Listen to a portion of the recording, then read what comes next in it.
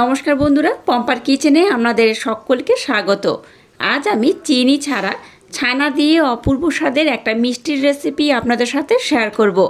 মিষ্টি আমরা নানা রকমভাবে বানিয়ে খাই, কিন্তু এই ছানার মিষ্টিটা একবার হলেও আমার মতো ট্রাই করতে পারেন।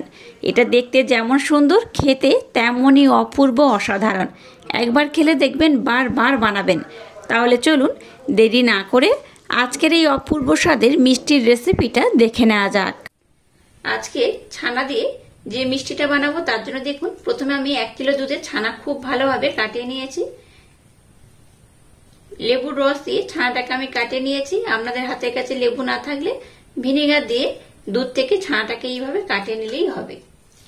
প্রথমে এই ছানার মধ্যে কোনো রকম উপকরণ না দিয়ে ছানাটাকে আমি খুব সুন্দর একটু ডলে ডলে মেখে নেব। একদম কিন্তু মোলায়েম সফট করে মেখে নিতে হবে। দেখুন ছানাটাকে আমি খুব সুন্দর কিন্তু একদম মোলায়েম সফট করে মেখে নিয়েছি, দেখে বুঝতেই পারছেন একদম মোলায়েম সফট হয়ে গেছে। এবার এখানে 2-1টা উপকরণ আমি অ্যাড করব। দিয়ে দেবো সামান্য একটু এলাচ পাউডার। মিষ্টির জন্য ব্লেন্ড করে নেওয়া এখানে দিয়ে দেবো 2 চামচ মিছরি, খুব বেশি দরকার নেই, 2 চামচের মতো দিলেই হবে। আর দিয়ে দেবো 2 থেকে 3 চামচ মিল্ক পাউডার।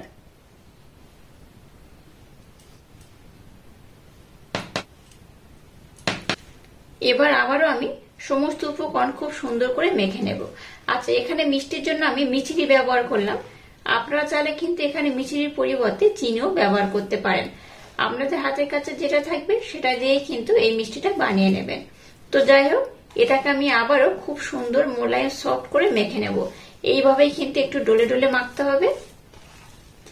একদম ইউনিক পদ্ধতিতে যে মিষ্টিটা বানাচ্ছি, একবার যদি না ট্রাই করেন ভীষণ মিস করবেন।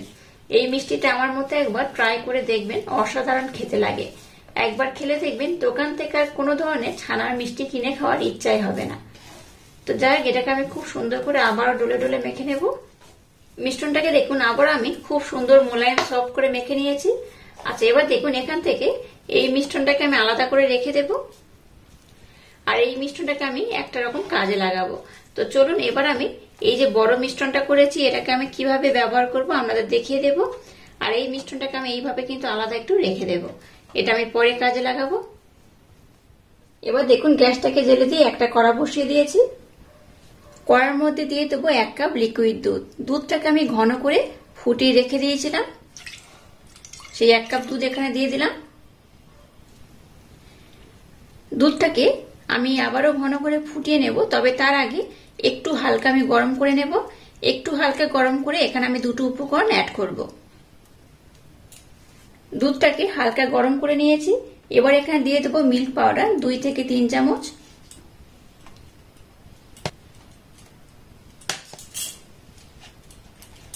দুধের সাথে মিল্ক পাউডারটাকে আমি আরেকবার একটু ভালোভাবে নাড়াচাড়া করে মেল্ট করে নেব। মিল্ক পাউডারটাকে দুধের সাথে দেখুন একটু ভালোভাবে মেল্ট করে নিয়েছি। এবার এখানে দিয়ে দেবো অল্প একটু মালাই। এখানে 3 চামচের মতো মালাই আমি ব্যবহার করব। দুধের সরটাকে জমিয়ে রেখে আমি এইভাবে মালাইটাকে বানিয়ে নিয়েছি। আবারও এখানে ব্লেন্ড করা মিছরি দিয়ে দেবো 1 চামচ। সমস্ত উপকরণ দেখুন আবার আমি ঘন করে ফুটিয়ে নিয়েছি। এবার যে বড় মিশ্রণটাকে আলাদা করে রেখে দিয়েছিলাম সেটা এখানে দিয়ে দেব। এবার সমস্ত উপকরণ একসাথে আবারও আমি নাড়াচাড়া করে একদম কিন্তু মাখো মাখো করে ফুটিয়ে নেব। গ্যাসের ফ্লেমটাকে একদম হাই দেবেন না, লো টু হালকা মিডিয়াম দিয়ে এবার এটাকে একটা যেমন ডো হয় ঠিক সেইভাবে কিন্তু ঘন করে ফুটিয়ে নিতে হবে। গ্যাসের ফ্লেমটাকে লো রেখে মিশ্রণটাকে দেখুন আমি অনেকটাই ঘন করে নিয়েছি। এটাকে কিন্তু আর একটু ঘন করব, মানে আর একটু মাখো মাখো করে নেব, তবেই আজকে যে মিষ্টিটা বানাবো একদম পারফেক্ট হবে।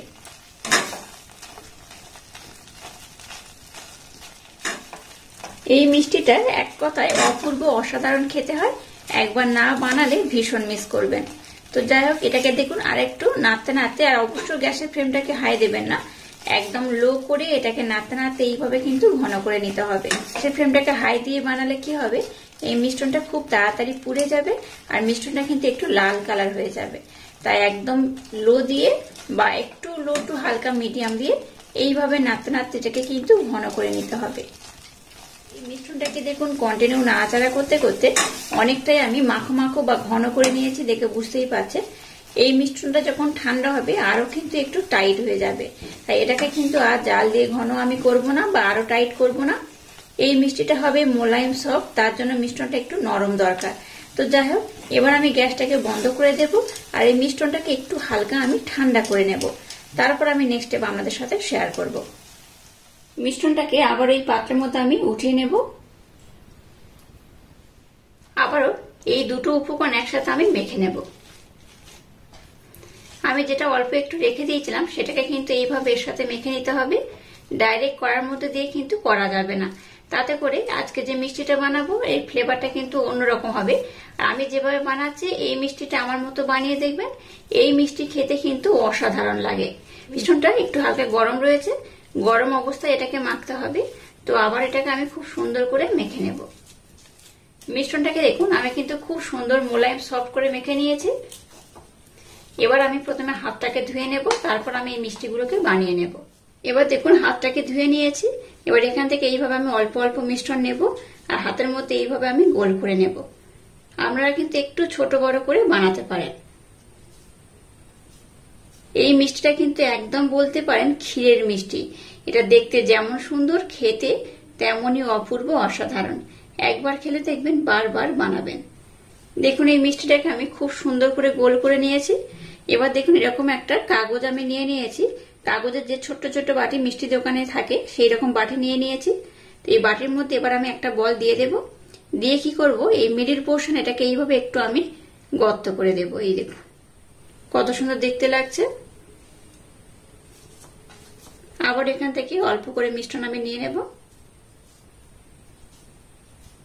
আবারও একটা বাটির মধ্যে আমি দিয়ে দেব। এইভাবে আবার আমি একটু এইভাবে গর্ত করে দেব। এইখানে একটু ডেকোরেশন করতে হবে, তো কি দিয়ে ডেকোরেশন করব সেটা আমি একটু পরে দেখিয়ে দেব। তো প্রথমে এইভাবে সমস্ত মিষ্টিগুলোকে আমি বানিয়ে নেব। দেখুন সমস্ত মিষ্টিগুলোকে আমি কত সুন্দর করে বানিয়ে নিয়েছি। এবার এটাকে আমি খুব সুন্দর করে ডেকোরেশন করে নেব। ডেকোরেশন করার জন্য দেখুন এখানে আমি আমসত্ত্ব নিয়েছি। আমসত্ত্ব এখানে অল্প করে আমি দিয়ে দেব, আপনারা কিন্তু একটু কম বেশি করে দিতে পারেন। এইভাবে আমসত্ত্বটাকে দিয়ে দেব, দিলে কি হবে দেখতে খুব ভালো লাগবে। এবার একটু করে আমি চেরি ফল দিয়ে দেব। চেরি ফল আমি এক টুকরো করে দেব, তাতে করে কি হবে মিষ্টিটা দেখতে কিন্তু খুব সুন্দর লাগবে। আশা করছি বাচ্চা থেকে বড় সবাই ভীষণ পছন্দ করবে আর খুব মজা করে খাবে।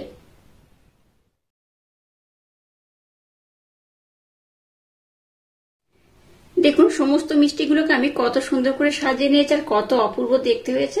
এটা দেখতে যেমন সুন্দর, খেতে তেমনই অপূর্ব, অসাধারণ। এইভাবে যদি একবার বানিয়ে খান আপনাদের বারবার বানাতে ইচ্ছা হবে। আর এই মিষ্টিটার এতটাই স্বাদ, একবার খেলে দোকান থেকে আর কেউ কিনতেই যাবে না। আর এইভাবে যদি অতিথি আপ্যায়ন করেন দেখবেন অতিথিরা আপনাকে জিজ্ঞাসা করবে যে এই মিষ্টিটা কিভাবে বানিয়েছেন।